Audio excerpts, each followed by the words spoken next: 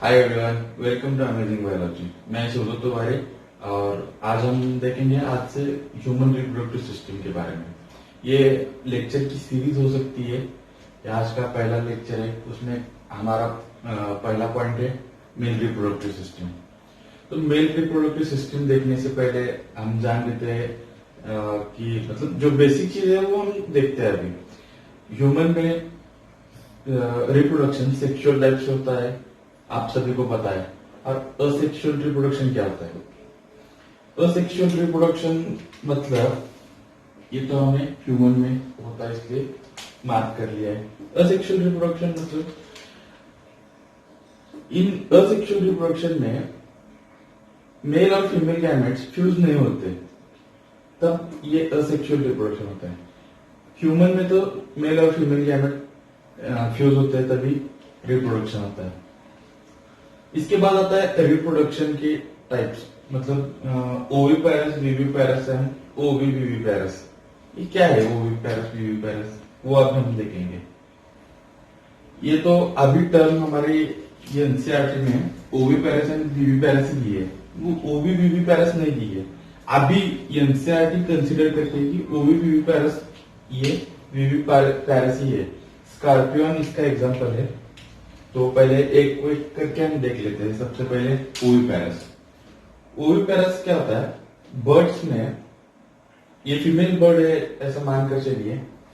जब mail bird अपना sperm यहाँ इस फीमेल के बॉडी के अंदर क्लोएका में छोड़ता है, उस वक्त उसके पास तो कोई कॉपुलेटरी ऑर्गन नहीं है, तो ये क्लोएकल किस से मतलब अपना मेल और फीमेल क्लोएकल टच करके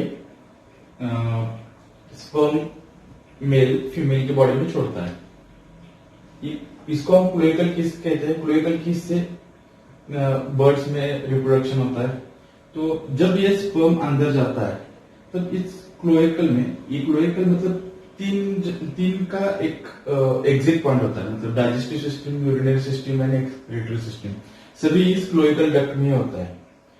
तो इस डक्ट में जब स्पर्म जाता है तब इधर एक एग्स होता है जो फीमेल बॉडी में बना हुआ, उससे के साथ फ्यूज करता है और साइड में प्रोटीन, साइड में कवरिंग करके अंदर प्रोटीन से भर जाता है और ये बाहर ले करके है, मतलब अंदर क्लोएका में एग्स बनता है और एग्स बाहर ले करके। इसमें एम्ब्रियो है और ये सभी प्रोटीन न्यूट्रिशन मटेरियल एग्स के अंदर। जब बर्ड या कोई भी फीमेल बच्चे को जन्म अपनी बॉडी के बाहर देती है, ये तो सीधा सीधा बच्चा नहीं आया इसकी बॉडी से बाहर, ये तो पहले एग आया। बाहर आकर ये एक 20 दिन 40 दिन उसका टाइम पीरियड कंप्लीट होगा, तब ये ब्रेक होगा और इससे बेबी बर्ड बाहर निकलेगा। ये होता है विविपेरस में। ओविपेरस में मतलब क्या कि बॉडी के बाहर बच्चे को जन्म देने में जो एनिमल आते हैं वो सभी ओविपेरस में आते हैं। विविपेरस में क्या होता है? ये तो मैंने फीमेल रिप्रोडक्शन ऑर्गन बनाया है। ये तो फॉलिकल ट्यूब है, यूटेरस, वजाइना। जब मेल स्पर्म वजाइना में छोड़ते हैं तब ये स्पर्म मूव करते हुए इस फॉलिकल ट्यूब में जाते हैं। इधर एग्स होते हैं फीमेल की बॉडी में, इस एग्स के साथ ये फ्यूज होते हैं और यहाँ यूटेरस में आकर चिपकते हैं। इसके साइड में ये जब दोनों का जाइगोट एक दूसरे स्पर्म एंड एग्स जब जाइगोट बना दे तब ये यूटेरस में आकर चिपकता है और इधर एम्ब्रियो बनना चालू हो जाता है। जब ये एम्ब्रियो बनता है तब उसके बाजू में प्लासेंटा होता है।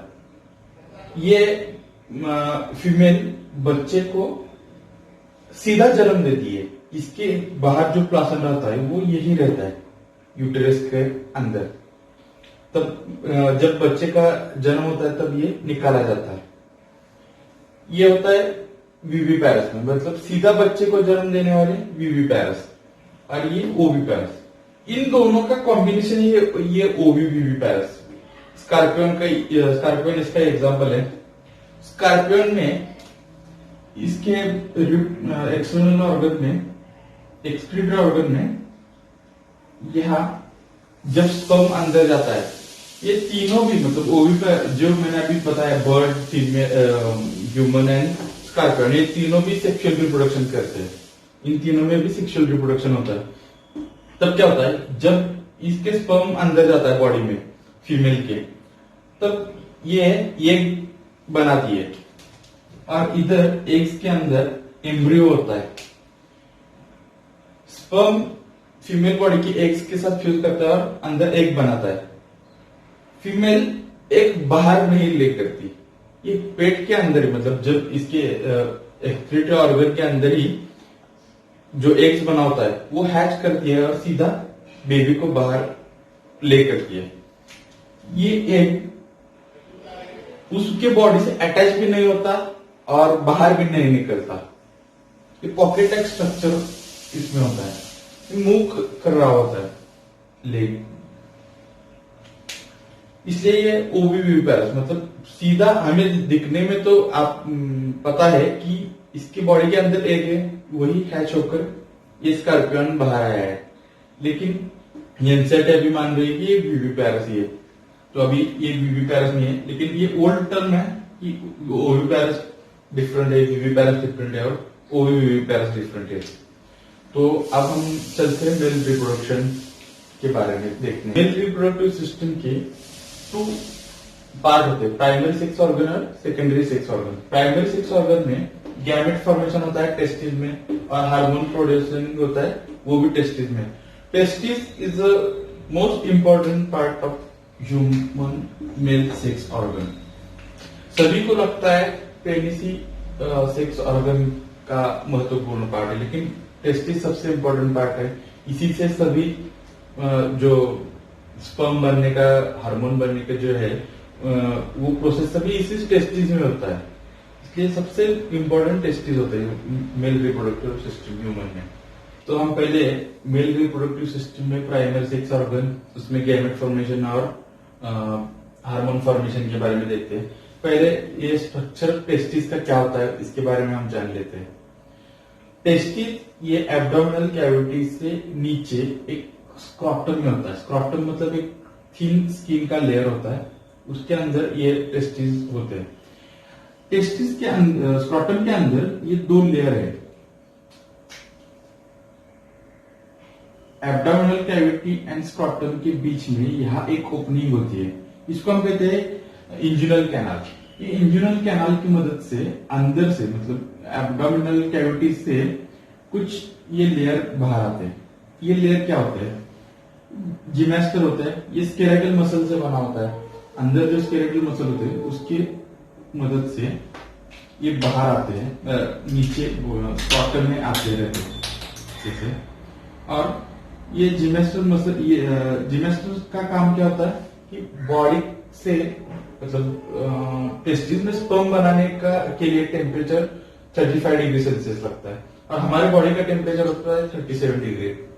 ये जो 2 डिग्री का टेम्परेचर मेंटेन करना है, बाहर बॉडी के बाहर कम रखना है, इसका काम करते ही है जिमेस्टर मसल। जब जब मान लीजिए कि बाहर का, बॉडी के बाहर का टेम्परेचर कम हो गया, 33 डिग्री वगैरह हो गया, तो ये बॉडी के अंदर 37 डिग्री के अंदर, मतलब बॉडी के अंदर ये स्क्रॉटम को खींचते हैं, टेस्टिस को खींचते हैं, तो इसका टेम्परेचर मेंटेन होता है। ये काम होता है जिमेस्टर का। और उसके अंदर, जिमेस्टर के अंदर एक लेयर होता है, वो होता है डार्टस। ये डार्टस एक स्मूथ मसल से बना होता है, इसका भी काम होता है यही। जिमेस्टर का जो काम है वही डार्टस का काम है, टेम्परेचर मेंटेन करना और शेप मेंटेन करना टेस्टिस के लिए। साथ साथ इस इंजुनल कैनाल से ब्लड वेसल्स भी आते हैं। इस ब्लड वेसल के अंदर टेस्टोस्टेरोन होते हैं, उसकी मदद से टेस्टिस को पता चलता है कि अब हमें स्पर्म बनाने हैं। तो ये टेस्टिस है। इस टेस्टिस के अंदर टेस्टिकुलर लोब्यूल्स होते हैं। एक टेस्टिस में 250 टेस्टिकुलर लोब्यूल्स होते हैं। इसमें 250 होंगे, इसमें 250 होंगे। और ये जो टेस्टिकुलर लोब्यूल्स है, इसमें सेमिनिफेरस ट्यूब्यूल्स होते हैं। ये जो सेमी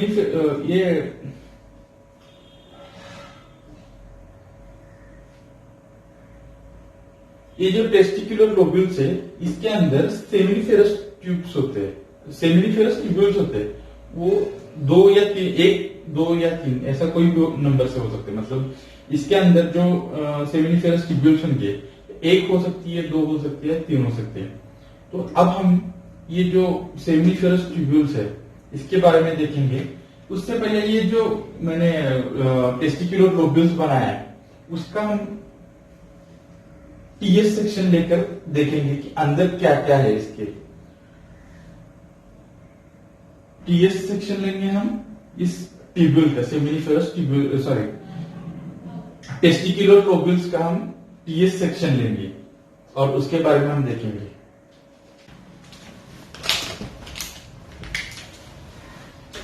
ये मैंने TS section of testicular lobule का लिया है और इसमें ये दो सेमिनिफेरस ट्यूब्यूल्स दिखाए हैं। इस सेमिनिफेरस ट्यूब्यूल के बाहर जो एम्प्टी स्पेस होती है इसको हम कहते हैं इंटरस्टेशियल स्पेस। इस इंटरस्टेशियल स्पेस में और सेमिनिफेरस ट्यूब्यूल के बाहर ये दो बहुत ही इंपॉर्टेंट सेल्स होते हैं। ये इसको हम कहते हैं लैडिक सेल। ये मेल सेक्स हार्मोन फॉर्मेशन का काम करते हैं। ये रिलीज करते हैं, जो मैंने स्टार दिखाया वो एंड्रोजन रिलीज करते हैं। अब देखते हैं हम सेमिनिफेरस ट्यूब्यूल में क्या क्या है। ये सेमिनिफेरस ट्यूब्यूल में दो बहुत ही इंपॉर्टेंट सेल्स होते हैं और इन दोनों के बीच में एक टाइट जंक्शन होता है। मतलब ये जो ऐसा मैंने दिखाया इधर, इसको हम टाइट जंक्शन कहेंगे। ऐसा इसके बीच से कोई भी नहीं गुजर सकता, दो टाइट जंक्शन के बीच में। दो कलर को मैंने जानबूझकर दिखाया। ये जो ह्यूज है रेड कलर में दिखाया हुआ, ये है सर्टोनिक सेल। इसको हम नर्स सेल कहते हैं, क्योंकि जैसे नर्स बच्चे को खिला पिला कर बड़ा करती है, हॉस्पिटल में काम करती है, वैसे ही ये नर्स सेल का काम है न्यूट्रिशन प्रोवाइड करना। जो सेल की ग्रोथ के लिए जो इम्पोर्टेंट मटेरियल है, जो इम्पोर्टेंट फूड होगा, वो इस सेल को देने का काम ये सर्टोनिक सेल, या इसको हम सस्टिक्युलर सेल भी कहते हैं, ये काम करती है। और ये जो ग्रीन कलर का मैंने दिखाया ये है स्पर्मगोनिया, स्पर्मेटोगोनिया। ये स्पर्म बनाने का काम करती है। इस स्पर्म बनाने का ग्रीन कलर का जो पार्ट मैंने दिखाया स्पर्मेटोगोनिया, ये स्पर्म बनाने का काम करती है। इसकी मदद से ही स्पर्म बनता है। अब इसके बाद आता है जो हमारे ब्रेन में मैच्योर होने का या स्पर्म बनने के लिए जो साइन होता है उसके बारे में देखेंगे। जो हमारे ब्रेन में टेस्टेस्टेरोन बनाती है, उस सेल के बारे में देखते हैं। यह स्पर्मेटोगोनिया एज ऑफ 30 से स्टार्ट होकर एज ऑफ 80 तक एक्टिव होता है। मतलब मेल 30 एज से 80 एज तक, या कई मेल तो डेथ तक फादर बनने के लिए कैपेबल होते हैं, ये स्पर्मेटोगोनिया की वजह से। इसके मदद से ही स्पर्म बनते हैं एज ऑफ 30 से 80 तक। तो वो हमने ब्रेन के बारे में देखे, ब्रेन में कौन सा सेल एक्टिव होते हैं और ये स्पर्मेटोगोनिया में स्पर्म बनना चालू हो जाता है। मेल रिप्रोडक्टिव सिस्टम का हमने पहले तो गैमेट फॉर्मेशन देख लिया। अब ये हार्मोन फॉर्मेशन। कोई भी हार्मोन अपने आप नहीं काम करता, मतलब अपने आप रिलीज नहीं होता, अपने आप नहीं बनता। इसके लिए कोई तो दूसरा हार्मोन आकर उसको एक्टिव करता है और फिर बाद में हार्मोन बनता है। हार्मोन की मदद से दूसरा हार्मोन बनता है। तो ये ब्रेन का पार्ट है। सेरेब्रम सबसे बड़ा यहाँ इधर इस साइड देख रहे हैं, ऐसा मैंने कंसीडर करके बनाया। हाइपोथैलेमस ग्लैंड इधर प्रेजेंट होती है। इस हाइपोथैलेमस ग्लैंड के नीचे पिट्यूटरी ग्लैंड होती है। हाइपोथैलेमस ग्लैंड पिट्यूटरी ग्लैंड से जुड़ी होती है। और ये जो हाइपोथैलेमस ग्लैंड होती है वो गोनाडोट्रोफिन हार्मोन सिक्रीट करती है। हाइपोथैलेमस हाइपोथैलेमस ग्लैंड जीएनआरएच, इसको हम गोनाडोट्रोफिन हार्मोन को जीएनआरएच, ये शॉर्ट फॉर्म में जीएनआरएच रिलीज करती है। ये पिट्यूटरी ग्लैंड के जो मैंने ब्लैक किया है फर्स्ट वाला, इस एंटीरेट पिट्यूटरी पे रिलीज करती है गोनाडोट्रोफिन हार्मोन। गोनाडोट्रोफिन हार्मोन के दो पार्ट होते हैं, एलएच एंड एफएसएच। एलएच मतलब ल्यूटिनाइजिंग हार्मोन और एफएसएच मतलब फॉलिकल स्टिमुलेटिंग हार्मोन। ये दो हार्मोन गोनाडोट्रोफिन के दो टाइप है। ये एलएच और एफएसएच ये फीमेल रिप्रोडक्टिव ऑर्गन्स के हिसाब से रखे गए हैं। एलएच पहले से परेशान था क्योंकि इसका नाम बहुत छोटा है, इसलिए इस मेल रिप्रोडक्टिव सिस्टम में एलएच का एक दूसरा नाम रख दिया, interstitial cell stimulating hormone. Interstitial cell stimulating hormone ये नया नाम एलएच का रख दिया। तो ये एलएच और एफएसएच इसका काम क्या होता है ये हम देखेंगे। ये मैंने हाइपोथैलेमस ये है, ये रिलीज करता है जीएनआरएच पिट्यूटरी पे, पिट्यूटरी ग्लैंड पे जीएनआरएच रिलीज करता है। पिट्यूटरी एफएसएच और एलएच ये दो हार्मोन बनाती है। एलएच मतलब है इंटरस्टिशियल सेल स्टिमुलेटिंग हार्मोन, मतलब आपको तो इसके नाम से ही पता चलता होगा कि क्या हो रहा है। इंटरस्टिशियल स्टिमुलेटिंग हार्मोन जो लोब्यूल में टीएस मैंने लिखा था, टीएस ऑफ लोब्यूल, उसमें ये जो तीन डॉट वाले जो सेल थे, लेडिंग सेल, इस पर जाकर ये बाइंड होता है और टेस्टोस्टेरोन फॉर्मेशन में मदद करता है। ये testosterone formation LH of ICSH का काम है, टेस्टोस्टेरोन को बाइंडिंग करना with the help of Leydig cell. और दूसरा एक पार्ट होता है एफएसएच। टेस्टोस्टेरोन का काम होता है जो वो होता है हेवी वॉइस बनाना, जो एक्चुअल मैच्योर मेल बनाने का काम है वो टेस्टोस्टेरोन का। टेस्टोस्टेरोन एज ऑफ 13 के बाद ही बनता है, उससे पहले नहीं बनता। मान लीजिए कोई बच्चा एक एज ऑफ 13-14 के बीच में पहले उसका वॉइस लो होता है, बाद में उसके वॉइस में एक टफनेस आ जाती है, मूछें आ जाती है, और उसके बाद उसके मसल्स हाइट बढ़ती है, मसल वेट बढ़ता है। ये सब टेस्टोस्टेरोन की वजह से होता है। इसका थोड़ा पार्ट हार्मोनल कंट्रोल में आता है और थोड़ा पार्ट ये जो अदर एक्टिविटीज है उसके लिए जाता है, जो स्क्रोटम का साइज मेंटेन करना, पेनिस का साइज मेंटेन करना, रिप्रोडक्टिव जेनिटल ऑर्गन का साइज मेंटेन करने का काम ये टेस्टोस्टेरोन का होता है। और दूसरा पिट्यूटरी ग्लैंड एक हार्मोन रिलीज करती है, वो एफएसएच। वो एफएसएच जाके सर्टोनिक एसिड, जो सर्टोनिक हार्मोन थे जो टीएस ऑफ लोब्यूल में, ये जो मैंने टीएस ऑफ लोब्यूल में सेमिनिफेरस ट्यूब्यूल जो थी उसके अंदर ये सर्टोनिक एसिड जो ह्यूज थे इसके ऊपर ये एफएसएच जाकर बाइंड होता है, और जो टेस्टोस्टेरोन थे जो मैंने स्टार बनाए थे, जो लेडिंग सेल से बने हुए थे, वो इधर बीच में आकर बैठ जाते हैं। ये बहुत ही नॉटी होते हैं, मतलब इनको जब अंदर जाते हैं तो बाहर निकलने के लिए प्रयास करते हैं और बाहर जाते हैं तो अंदर जाने के लिए प्रयास करते हैं। जिसका जैसे उसका मन चले वैसा एक काम करती रहती है। ये जब अंदर जाती है तब ये सर्टोनिक सेल जो है ये इधर एक हार्मोन सिक्रेट करती है, उसको कहते हैं androgen binding protein. Androgen binding protein से इसको बाइंड कर लेती है। जब इसका एक नेगेटिव फीडबैक भी होता है टेस्टोस्टेरोन का, जब इसके क्वांटिटी ज्यादा हो जाए तब तो ये टेस्टोस्टेरोन बनना बंद होना चाहिए। इसलिए टेस्टोस्टेरोन एक नेगेटिव फीडबैक करता है, वो पिट्यूटरी ग्लैंड पे ब्लड से ट्रैवल होता है और ब्लड के थ्रू पिट्यूटरी ग्लैंड तक जाता है और पिट्यूटरी ग्लैंड पे इसके निगेटिव रिसेप्टर होते हैं, स्टॉप कोडॉन्स होते हैं टेस्टोस्टेरोन के।